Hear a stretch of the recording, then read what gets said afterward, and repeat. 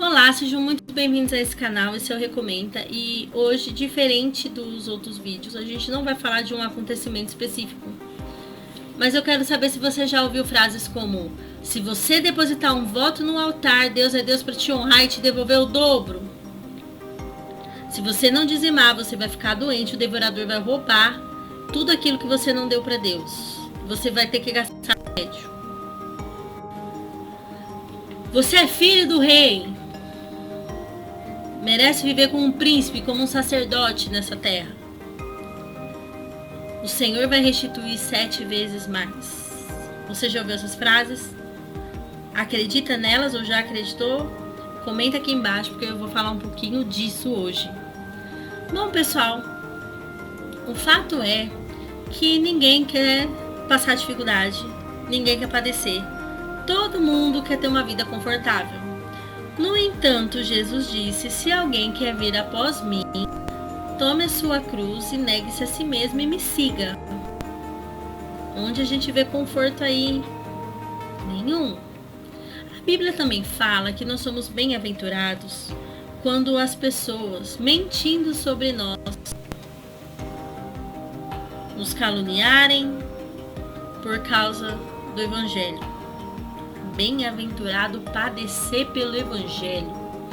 Paulo também disse que ele sabe passar por bênção e ele sabe passar por prosperidade e por privação, porque ele pode tudo em Deus que o fortalece. E aí? Sabe, por muito tempo eu acreditei nessas conversas. Já fiz votos ao Senhor. Gente, eu criei por muitos anos nisso. E muita coisa na minha vida não batia. Embora eu estivesse crendo num evangelho que não era real, eu era sincera, eu queria Deus, eu queria agradar a Deus, mas eu estava aprendendo as coisas erradas. E eu me lembro uma vez, muitos anos atrás, certa vez eu cheguei na figura de liderança da época na minha vida e eu falei para ela: onde as coisas se perderam? O evangelho era simples, por que tá tudo complicado? Mas, gente, naquele momento eu realmente não conseguia enxergar que é porque as coisas que eu cria não eram o evangelho de Deus, era o evangelho mais alguma coisa. Eu não conseguia ter essa percepção. Eu só conseguia perceber que, assim, na infância eu aprendi uma coisa e agora eu aprendi outra. E como que isso aqui não é mais isso aqui? E, gente, eu demorei mais de 10 anos ainda para perceber, na verdade, o que estava acontecendo, que na verdade eram ensinos de homens, né, misturados com a palavra de Deus, o pretexto com a palavra de Deus. Primeiro eu quero dizer para você que ser rico não é pecado. A Bíblia diz, narra pessoas que foram ricas e foram usadas nos propósitos de Deus. José era rico, né, José se tornou rico ao ser líder ali, governador do Egito. Nós também vemos Davi, era rei. Deus prosperou Salomão, Deus deu riquezas a Salomão. A igreja primitiva tinha pessoas de posse, porque elas vendiam suas propriedades para repartir com aqueles que nada tinham. Então, assim, ser rico não é pecado. Quando a Bíblia fala do jovem rico, e o problema do jovem rico, na verdade, não era ele ter riqueza, mas era o amor à riqueza. Porque a maioria das pessoas que têm riquezas em suas mãos, elas têm aquela ideia de segurança nas riquezas. Eu não preciso de ninguém. As riquezas pagam tudo que eu preciso. E se isso fosse real, a gente não via tantas pessoas bem-sucedidas tirando suas próprias vidas. Se isso fosse verdade, se o dinheiro resolvesse tudo, a gente também não veria tantas pessoas ricas e infelizes. Não é verdade? Não tô falando também, gente, que dinheiro é só problema, né? Então, o ser rico não é problema. O problema é o amor ao dinheiro, que é a raiz de todos os males. Gente, quanta vergonha a gente tem visto aí no cenário evangélico, porque assim, as pessoas não discernem, bota todo mundo no mesmo saco. Não, todo mundo que é protestante é assim. E não é, graças a Deus não é. Mas todos os escândalos, os maiores escândalos, especialmente de pessoas que chegam no topo, acontecem por causa do amor ao dinheiro. Elas querem conquistar um padrão, e elas fazem qualquer coisa, inclusive mudar o evangelho, pregar um falso evangelho para conseguir o que querem. E eu não preciso citar exemplos porque hoje tá cheio deles. que eu quero conversar com você é o seguinte: Jó padeceu tudo que padeceu. E a Bíblia diz que ele era inocente, que ele era o homem mais íntegro da terra. E os outros menos íntegros não sofreram o que Jó sofreu. Deus é injusto? Jó não estava agradando a Deus, sendo que o próprio Deus disse. Realmente, depois dessa experiência de sofrimento, ele disse que ele conheceu o Senhor ele conhecia de ouvir falar, mas agora ele entendia o que era andar com Deus. Os próprios discípulos de Jesus, gente, morreram pobres financeiramente, morreram mártires.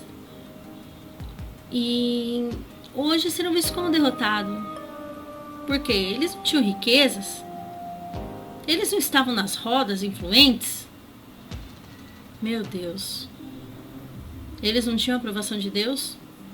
E quando a Bíblia diz que bem-aventurados sois quando padecerdes por causa do meu nome, quando mentindo falarem algo de vocês por causa do Evangelho. Ai, Renata, mas e quando a Bíblia fala que se me ouvir e me obedecer, comereis o melhor dessa terra?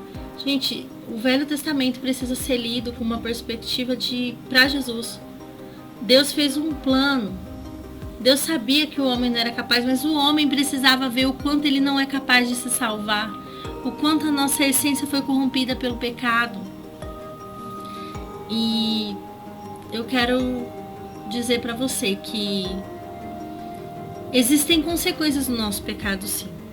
Existe consequência. Gastei mais do que eu ganho, eu vou, sim, ter problemas financeiros. E não é o devorador, é a consequência do meu pecado.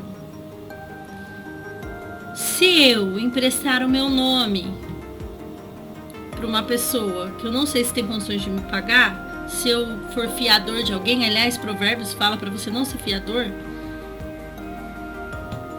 foi a minha escolha ser fiador. E eu vou ter que arcar com o custo.